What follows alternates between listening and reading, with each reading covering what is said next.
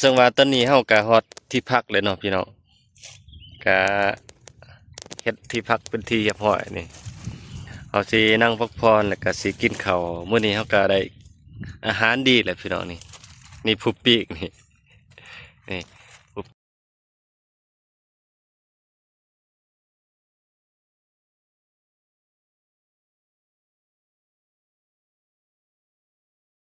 โอ้บ่ธรรมดาพี่น้อง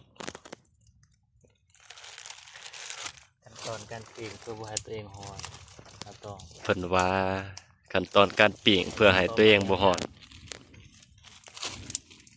ไฟก็ลุกแห้งขนาดรู้สึกว่าร้อนก็เลยเฮ็ดแบบต่อเอา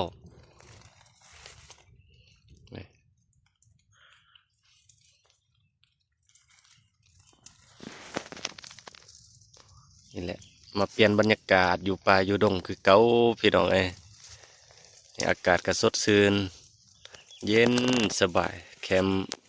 มแม่น้ำลมก็มาไวพี่น้องเอ้ย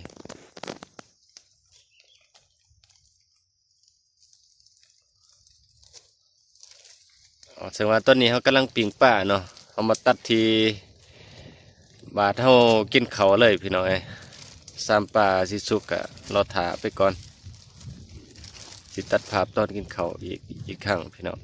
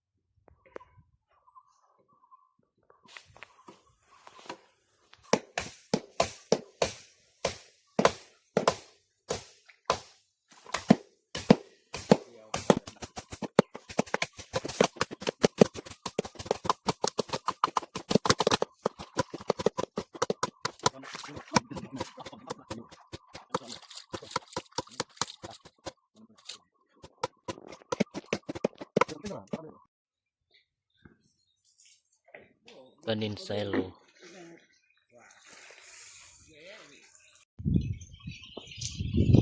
ตะวิกบ่ตึง